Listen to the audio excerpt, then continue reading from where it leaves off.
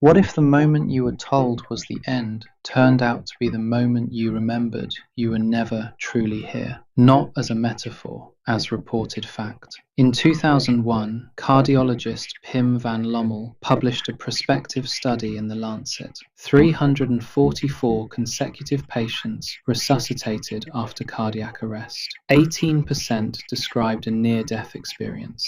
Core experiences, structured, coherent, and occurring when measurable brain activity had ceased. These were not explained by medication, oxygen levels, or fear beforehand. The transformation that followed took years, and it did not always make life easier. The accounts are consistent across cultures, ages, and beliefs. Out-of-body perception, a tunnel or transition, an overwhelming presence of light and love that feels more real than anything on this side. A life review in which every action is felt from the inside, not judged, but known. And often a clear sense that this physical existence is temporary. Some bring back details that should have been impossible, accurate descriptions of events while their eyes were taped shut, their ears occluded, their EEG flat. The brain as producer model struggles here. The simpler reading is that consciousness is not generated by the body. It uses the body. We are more than this form. NDEs function as a crack in the simulation, a brief lifting of the veil. They show us the waking state that exists beyond the dream we call life. This world feels solid. It demands our attention. It rewards performance and punishes deviation. Yet once you have seen even a glimpse of what lies beyond the threshold, the solidity cracks. You return to the same streets, the same conversations, the same pressures. But something has shifted at the root.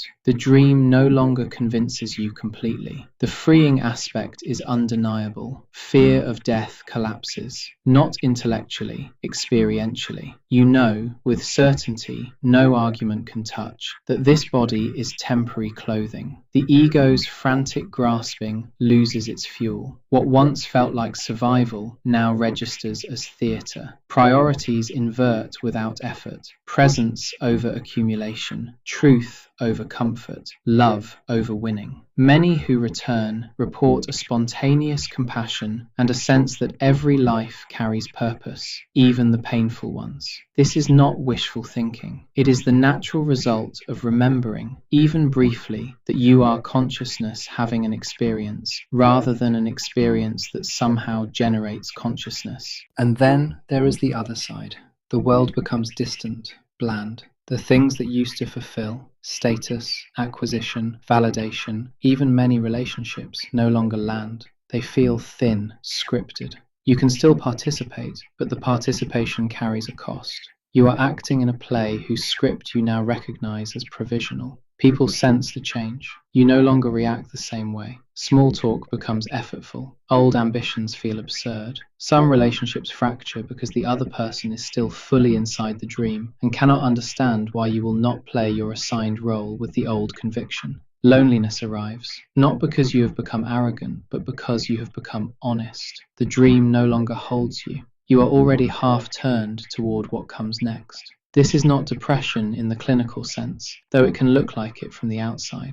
It is the soul registering that it has outgrown its current costume, while still being required to wear it. To walk this awakening is dangerous because it separates you. It separates you from the automatic momentum of the dream, from the shared delusions that keep most people moving in coordinated patterns, from the easy comfort of believing this is all there is. Once you have seen the waking, the dream loses its power to satisfy. You cannot unknow what you now know. Returning to sleep requires a kind of self-violence, constant distraction, deliberate forgetting, or spiritual bypassing dressed up as staying positive. Society does not reward those who have seen through the stage set. It pathologizes them, isolates them, or tries to medicate them back into compliance. The danger is real. Loss of old structures, relational rupture, periods of profound disorientation. Yet the alternative is worse. Death is not the opposite of life. It is the return from one mode of experience to another. The life review reported in NDEs is not punishment, it is clarity.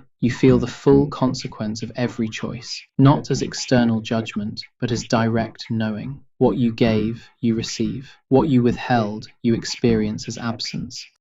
This points to a larger architecture.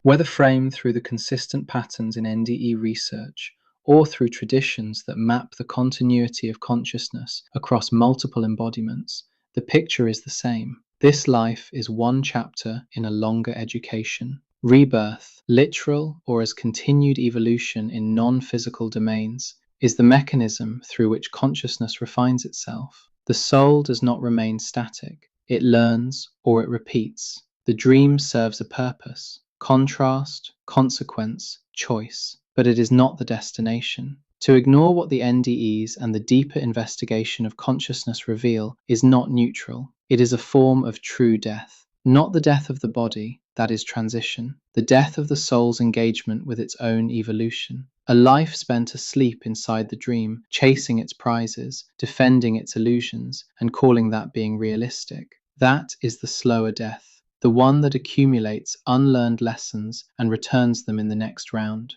The truth does not ask for belief, it asks for recognition. Once recognized, it changes the terms of your existence, whether you wanted the change or not. The awakening is both freeing and oppressive because it is real. It frees you from the terror of annihilation. It oppresses you with the responsibility of living awake inside a system designed for sleep. You do not have to destroy your life to honor what you now see, but you cannot pretend you do not see it. The dream will continue to pull. Old patterns will reassert. That is expected. The work is to keep choosing, again and again, to remember, because the alternative is not safety. It is the true death, a consciousness that has agreed to stay asleep. Death here is not the end, it is the next opening, and some of us have already felt the draft from the other side. What will you do with what you now suspect is true?